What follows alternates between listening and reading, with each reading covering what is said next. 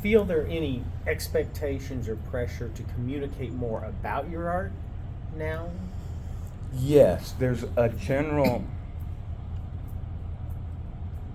interesting phenomenon, and it happens across the board, and it has to do with how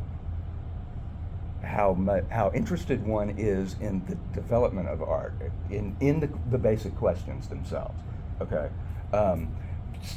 so many people like to just consume, and that there's nothing wrong with that. I mean, we want that too, obviously. You know, on some level, you're getting messages out of it. You know, I mean, that's kind of the purpose of art, is to question society, to hold up a mirror, to say, hi, this is us. You know, do you remember this part? You know, and it's okay not to be okay. And it's okay to grieve. It's okay to be sad. It's okay to regret. It's okay to move on and let go and be better and learn to do better. You know, all of these things are okay. It's, you know, life is not a straight line. All of these philosophical, I mean, you know, you could throw platitudes at it all day long. But it's the core purpose. It's the core, and there's a couple of core understandings. One is art is everything, or everything is art. Every human endeavor is a creative act. Any creative act is art of some form, regardless of how you box it up. Craft, high art, low art, kitsch, commercial. I don't care what label you throw at it. You know, put it in this box, put it in that box. It's still all art, you know. And it was required for everything from as simple a context as the letters that make up the language we speak and write. Each one is an individual piece of art. And anyone who's made a font will tell you that.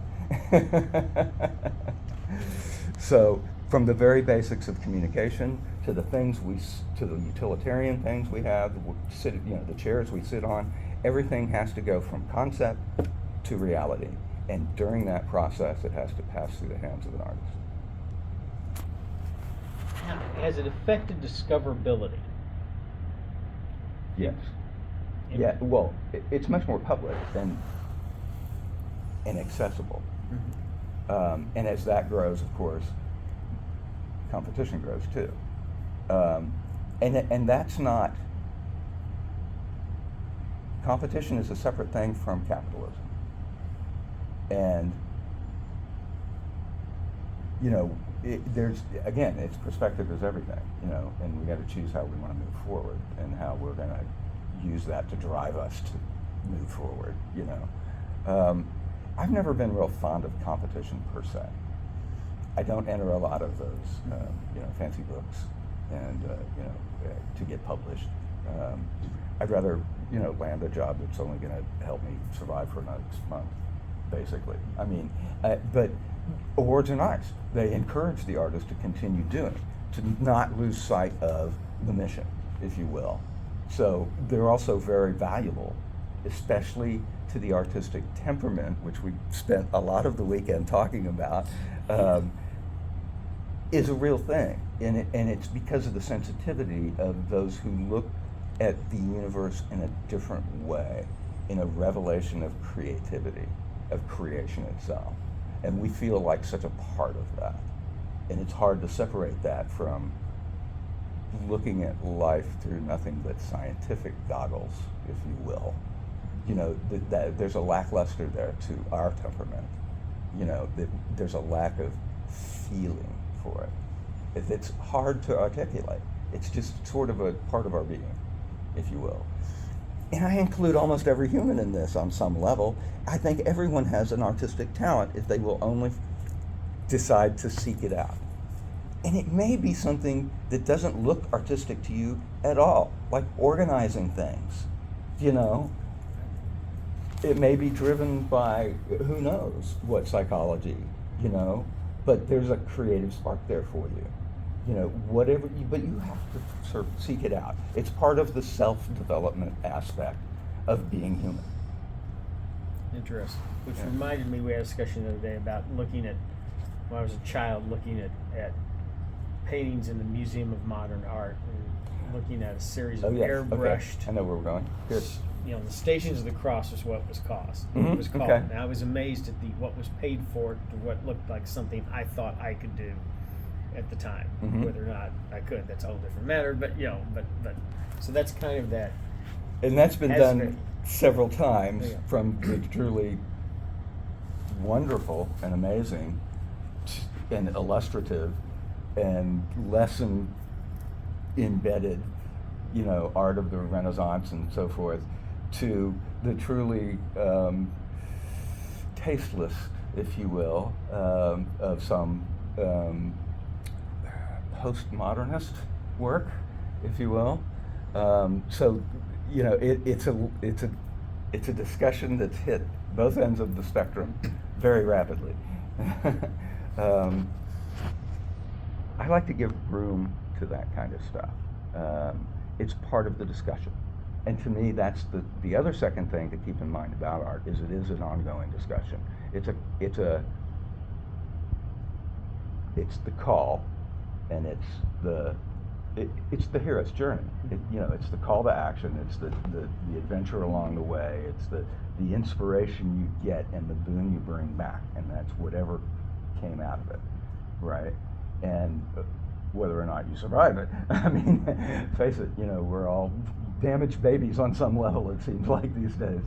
So, and especially, when you get into matters of the heart, and that's what art, those are the strings art plucks.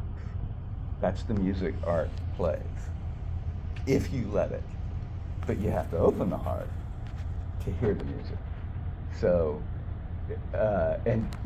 so there's these shifts in perspective that happen as you learn to understand some foundational things about art.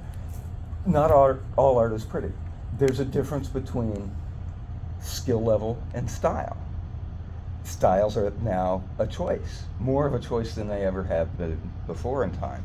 And that's what the art movements are about, finding out how wide is that choice. We started with basically representational kind of work. Look at cave drawings. There's speculation about how spiritual it may or may not have been, how social it was or wasn't. There's discussion now about how 3D it may or may not have been, that it actually included movement from flickering fires in a storytelling kind of atmosphere. I mean, it could have been like VR, what we're trying to find there now, but in a much more fragile, cautious time of survival, and yet here we are again, and it's really only each other that we fear now, but there's that. So survival is always still part of the game too.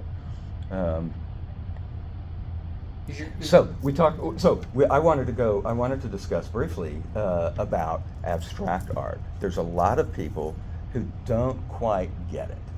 And I understand that completely, because it's one of those things that is very dependent upon a very specific discussion of content in the art. In what form is art allowed to take?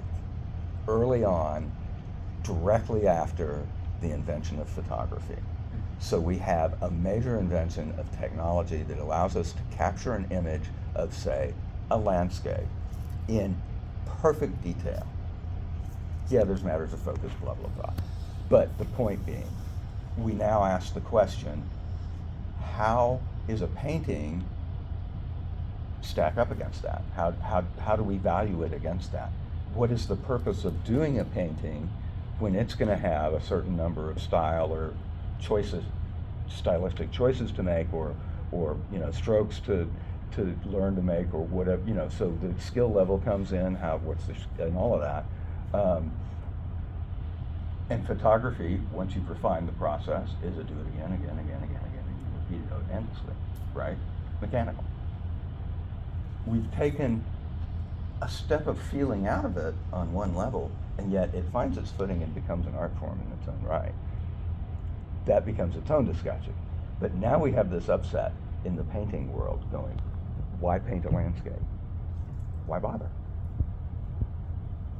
And it becomes a distinction on a perspective, again, a gradient of what is the purpose of your painting? What are you trying to depict? Is it what you see, or is it what you feel? And what do you see compared to what a camera lens sees?